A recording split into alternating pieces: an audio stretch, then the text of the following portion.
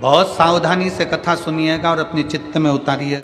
शिव महापुराण की कथा जिसके घर में चल रही है, जिसके टीवियों पर चल रही है, जिसके फेसबुक यूट्यूब पर चल रही है, जिसके मोबाइलों में चल रही है, घर में भले 5 मिनट शिव महापुराण की कथा चले, पर प्रतिदिन अपने मोबाइल को चालू कर 5 मिनट शिव पुराण चालू कर छोड़ दिया। घर में टीवियों पर अगर कथा आए तो भले सुनो चाहे नहीं सुनो, 5-10 मिनट उस टीवी को चालू कर छोड़ा करो, जिससे वो शिव महापुराण के शब्द हमारे घर के वातावरण को शुद्ध करें। माता अंजना ने भगवान शिव की आराधना करी। माता अंजना शिव की आराधना में लीन हुई। पार्थिव शिवलिंग का निर्माण करना, पूजन करना छोड़ दो। ये 12 ज्योतिर्लिंग में से एक ज्योतिर्लिंग है जो पार्थिव शिवलिंग के निर्माण से पैदा हुआ, प्रकट हुआ। कौन सा? कृष्णेश्वर, औरंगाबाद के पास कृष्णेश्वर महादेव।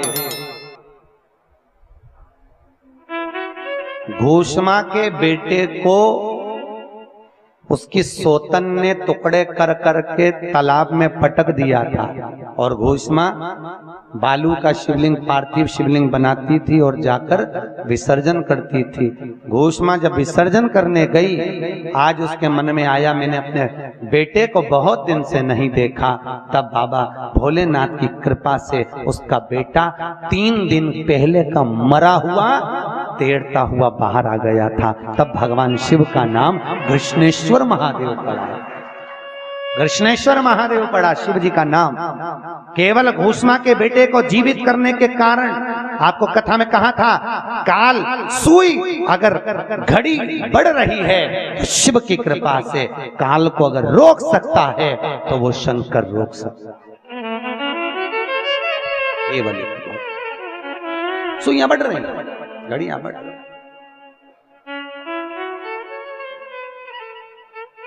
और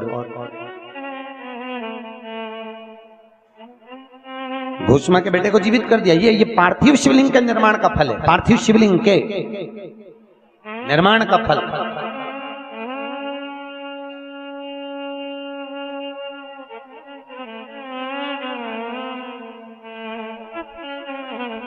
कितना फल है शिवलिंग के निर्माण। किसने बनाया था शिवलिंग? माता लक्ष्मी ने बनाया था सोने का शिवलिंग। चंद्रदेव ने बनाया था चांदी का शिवलिंग। भाई पन्ने का शिवलिंग बनाया था भगवान विष्णु ने। ब्रह्मा जी ने बनाया था माटी का शिवलिंग। अलग अलग शिवलिंग का प्रमाण है। अलग अलग शिवलिंग बनाकर अलग अलग देवता भगवान शंकर की आराधना करते हैं। प्रत्येक देव शिव की आराधना, प्रत्येक देव। कितना प्रेम है भगवान विष्णु और शंकर में कि आज नारायण ने सावन के महीने में एक संकल्प लिया था भोलेनाथ जी के लिए। शंकर भगवान के लिए एक संकल्प लिया भगवान विष्णु ने। आप लोग लेते होंगे ना सावन में संकल्प कि मैं मंदिर जाऊंगी, मैं पानी चढ़ाऊंगी, मैं बेलपत्र चढ़ाऊंगी, या मैं व्रत रखूंगी सावन में। तो भगवान नारायण ने व्रत रखा। भगवान नारायण ने व्रत रखा। लक्ष्मी जी से कहा, लक्ष्मी आज सावन के महीने में मैं संकल्प लेता हूं कि प्रतिदिन एक कमल का फूल, 108 कमल के दल भगवान शंकर को समर्पित करूंगा। 108 कमल का पुष्प प्रतिदिन भगवान विष्णु शिव जी को चढ़ाने लगे। सावन का आखिरी दिन, सावन की पूर्णिमा का दिन, और भगवान शंकर ने नारायण की परीक्षा ले ली। आज फूल चढ़ाते समय एक पुष्प भगवान शंकर ने गायब कर दिया, और शंकर जी को जब फूल चढ़ाए तो 107 निकले, 108 पुष्प नहीं निकले। जब 108 पुष्प भगवान शिव को चढ़ाते समय नहीं निकले तो भगवान नारायण ने वापिस फूल को उतार लिया। वापिस अभी आपको कथा में कहा था कि बेलपत्र चढ़ी हुई, आपके पास बेलपत्र नहीं हो तो उतार के धो के वापिस चढ़ा दो। शंकर जी स्वीकार करते हैं, पर ब्रह्मा आदि विष्णु आदि देवताओं पर नहीं कि फूल उठा के तुम वापिस चढ़ा दो, वो नहीं चढ़ेगा। और पैसे के मामले में भी नहीं चढ़ेगा कि दूसरा का पैसा उठा के वापिस चढ़ा दो। अरे महाराज बहुत चतुर चतुर लोग रहते हैं। आपको क्या मालूम, कई कई माताएं यहाँ पर आती हैं पति के साथ में, तो पति जब दान करता है ना तो माताएं इसे सिर पे पल्लू वल्लू रख के और तुरंत उसको टच करके खड़ी रहती है। हमने पूछा क्या होता है टच करने से, कि गुरुजी पति दान कर रहा है ना, तो दान कर रहा है तो टच कर लिया, टच करने से क्या होता है, तो गुरुजी आधा आधा मिल जाता है। हमने कहा अच्छा, टच करने से आधा आधा मिल जाता, हाँ। तो हमने कहा एक काम कर, पति जब भोजन करे तो तू टच करके बैठी।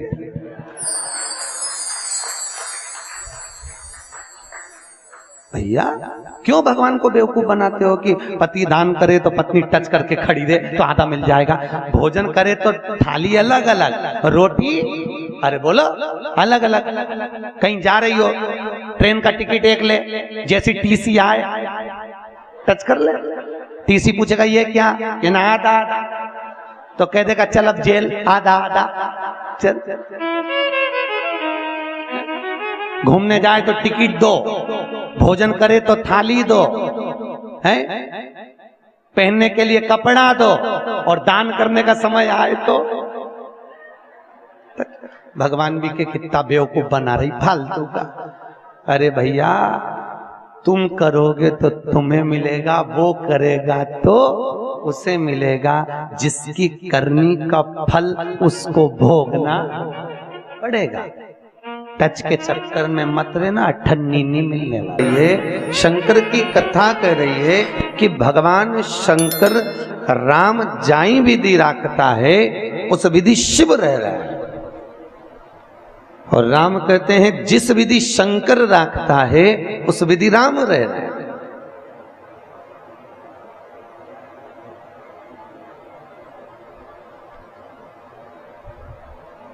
जैसा राम रख रहा है वैसा शिव रह रहा है, और जैसा शिव रख रहा है वैसा राम रह रहा है, जैसा शिव रख रहा है वैसा राम।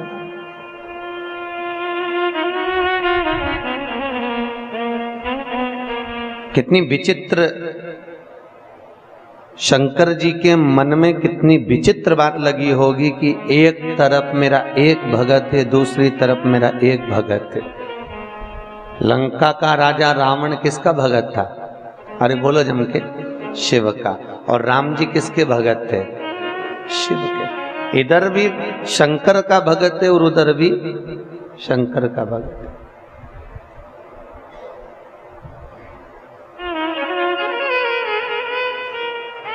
सबसे बड़ी दशा माँ की तो सबसे ज्यादा हालत खराब होती है कब, जब घर में दो बहुएं आ जाती है, तब बड़ी को लगता है सास छोटी को ज्यादा चाहती है, और छोटी को लगता है सास बड़ी को ज्यादा चाहती है, और बेचारी सास की हालत ढीली हो जाती है। फिर इससे तो वो पहले के समय में माताएं थी ना, कपड़े की दुकान पे जाती थी, एक जैसा कपड़ा कटवाती थी, लल्लू कल्लू पप्पू मुन्ना सबको एक जैसा पहना देती थी। हमारा निवेदन है, बुढ़ापे में अगर आपको अपनी बुढ़ापे की अवस्था को वृद्ध माताओं सुधारना है तो कभी मुख से मत कहना कि मुझे बड़ी बहू अच्छी लगे कि छोटी अच्छी लगे। क्यों, बुढ़ापा आते आते गेंद किसी भी पाले में जा सकती है, किसी से भी पाला पड़ सकता है। पर जिसका एक ही बेटा हो, एक ही बहू हो, तो वो तो ज्यादा सुखी है, कोई टेंशन ही नहीं, कहा करना। अब जैसी है एक ही साध लेगी, एक ही अच्छी है, और एक अगर है तो भगवान का भजन करने वाली हो, सत्कर्म करने वाली हो, पुण्य भागी हो, और हमारे लिए तत्परता का भाव रखने वाली।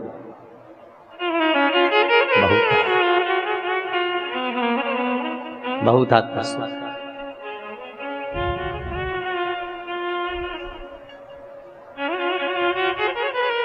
पहले के जमाने में बच्चों को डराते थे तो कहते थे बाऊ आया।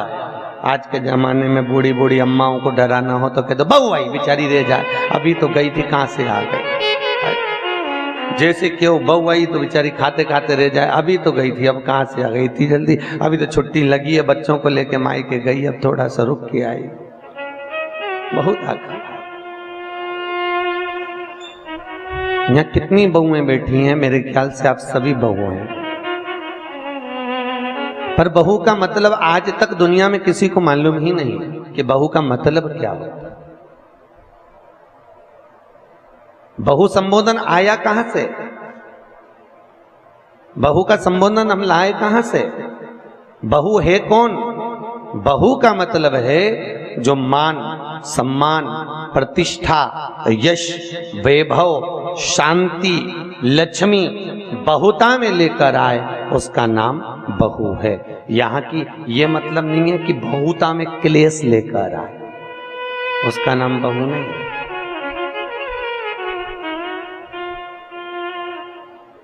बहुता में जो शांति को लेकर आई हो, बहुता में जो सुख लेकर आई हो, बहुता में जो मान लेकर आई हो, वो बहू है, वो बहु तत्व का संबोधन है।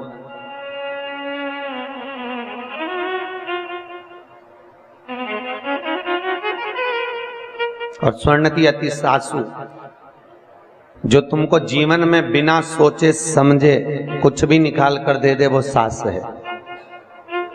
तुमसे सास पहली बार लड़के के लिए लड़की को देखने गई थी, पहचानती तक नहीं थी। जो अपनी देवरानी जेठानी को कभी एक अंगूठी नहीं दे, वो अपने लड़के के लिए लड़की पसंद करने गई। पहली मुंह दिखाई में पहली बार देखने गई थी, और एक जोरदार साड़ी, एक चेन, एक अंगूठी, ब्रेसलेट जो देना था देकर आ गई पहली बार में। कितना विश्वास होगा सास का बहू पर। जितना विश्वास सास ने बहू पर करा, क्या उतना विश्वास बहू ने सास पर करा पूरी जिंदगी में? नहीं। सास इतना विश्वास करी कि बहू को एक बार देखा और सामान देकर आ गई, रकम देकर आ गई, हार, ब्रेसलेट सब दिया, शादी तक में यहां तक तैयार होने का डब्बा तक दिया, और पांव की चप्पल तक दी बेचारी सास ने। पर बहू ने क्या करा? घर में आने के बाद जब मायके गई तो अलमारी में ताला लगाकर चाबी पर्स में डाल के ले गई। ले, बहू ने कितना विश्वास करा? सास जितना विश्वास करी, अगर उतना विश्वास बहू कर लेती तो जीवन में वो घर स्वर्ग बन जाता। उसको स्वर्ग बनाने की जरूरत नहीं पड़ती, आप रूप स्वर्ग। कई बार विवाह पक्का होने के बाद लड़कियां फोन पे लड़के से कह देती हैं, एक बार मेरी शादी तो हो जाने दो, घर में आ जाऊं, फिर पूरे घर को स्वर्ग बना दूंगी। हाँ, तू उस घर को स्वर्ग बना और घर वालों को स्वर्गवास। एक बार शादी तो हो जाए, तुम देखो तो सही, मैं आ तो जाऊं, पूरे घर को स्वर्ग बना दूंगी, पूरे घर को अच्छा बना दूंगी। और जब बहू आए और वो स्वर्ग बनाने की बात करती थी, और उसको कह दो कि घर में 15 मेहमान आए हैं, जरा 5-15 मेहमान के लिए जरा चाय बना दे, तो बहू का मुंह तबेला जैसा हो जाता है। अरे जो स्वर्ग बनाने की बात करे, वो 15 लोगों की, 20 लोगों की 4 दिन चाय और भोजन नहीं बना सकती, वो क्या स्वर्ग बना? पहले की माताएं थी, घर में 20-20, 25-25 लोग आए दिन मेहमान पड़े रहते थे, और मेरे ये भारत की बुजुर्ग माताएं आगे रहकर चूल्हे पर फुकनी दे देकर, आंखों में धुआं भर भर कर सबकी चाय बनाना। 25 बार बनाए, 25 बार चूल्हा ठंडा हो जाता था मट्टी का। अब तो गैस है, तुरंत बना लो। मट्टी का चूल्हा 25 बार ठंडा होता था, 25 बार भोजन बनता था, 25 बार मेहमान आए तो 25 बार चाय बनती थी, पर इनके मुख पर स्माइल, इनके मुख पर प्रसन्नता बनी रहती थी। आज के जमाने में झाड़ू वाली अलग, बर्तन वाली अलग, घर में कपड़े धोने वाली अलग, पोछा लगाने वाली अलग, घर में नौकर भोजन देने वाला अलग। बस केवल रसोई घर में जाना है और 2 रोटी बनाकर, क्योंकि आज के जमाने में कोई इतना खाता भी नहीं है, पहले जितना खाते थे। केवल 2 रोटी बनाना है, और उसमें भी होड़ लगी रहती है कि बड़ी बनाएगी कि छोटी बनाएगी। बड़ी सब्जी बघारेगी तो छोटी रोटी सेकेगी, अगर बड़ी ने आटा लगा दिया तो छोटी सब्जी को बघारेगी। इतनी होड़ परिवार में लगी हुई है। कहां ले जाओगे ऐसे परिवार को? और कहते हम शंकर की आराधना करते हैं, हम शिव का भजन करते हैं। शंकर का परिवार तो देखो, गणेश जी बैठे हैं चूहे पर, शंकर भगवान के प्रिय कार्तिकेय बैठे हैं मोर पर, शिव जी के गले में है सांप, जगदम्बा बैठी शेर पर, भगवान शिव बैठे नंदी पर। सब दुश्मन है। पूरे परिवार में ऐसा कोई नहीं जो प्रेम करने वाला हो, सब दुश्मन। शेर नंदी को नहीं छोड़े, मोर सर्प को नहीं छोड़े, सर्प चूहे को नहीं छोड़े, सब दुश्मन है। और शिव के परिवार में किसी की सामर्थ्यता नहीं कि कोई किसी का भक्षण कर ले, क्योंकि वहां पर शंकर रूपी विश्वास, माता पार्वती रूपी श्रद्धा वहां पर विराजमान है। ये 2 जिसके घर में है, उसके घर में कभी विवाद नहीं हो सकता, उसके घर में कभी क्लेश नहीं हो सकता, क्योंकि विश्वास रखिए।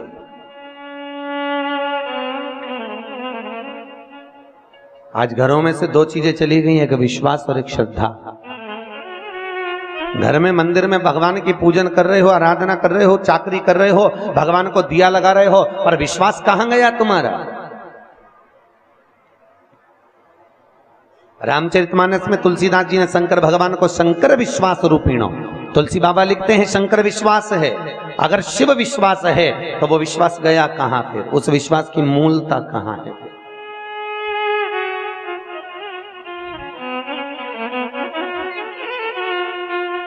कहां?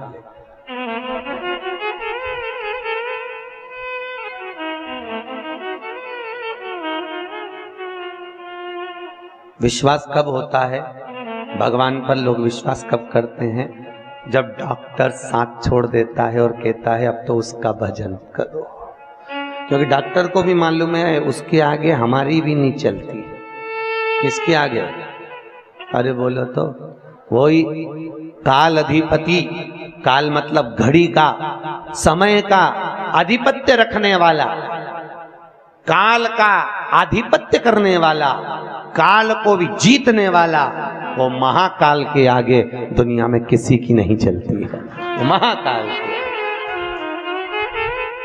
कौन की चलती? जिसकी घड़ी, सुई, पल, एक एक घड़ी की सुई भी बढ़ती है ना, समय भी बढ़ रहा है ना, तो वो भी महाकाल की कृपा से बढ़ रहा है। घड़ी दयालु दातार को करुणा सागर कहा गया। सागर की गहराई इतनी होती है जो सब अपने भीतर समाहित करते चला जाए।